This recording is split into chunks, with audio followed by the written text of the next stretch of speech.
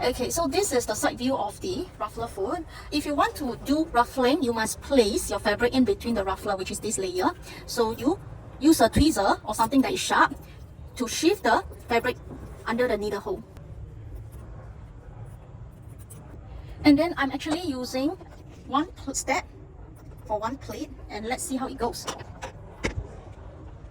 Okay, remember to do some lock stitch at the front.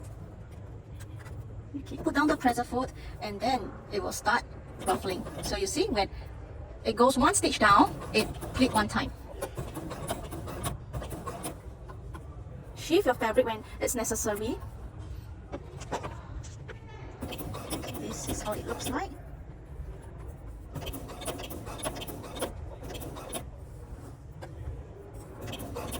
Okay, when it's finishing, you just have to lock some stitch, and then you lift out your presser foot, pull the fabric from the top, and this is your ruffler. Single step, single pleat. The back view, it looks fabulous too.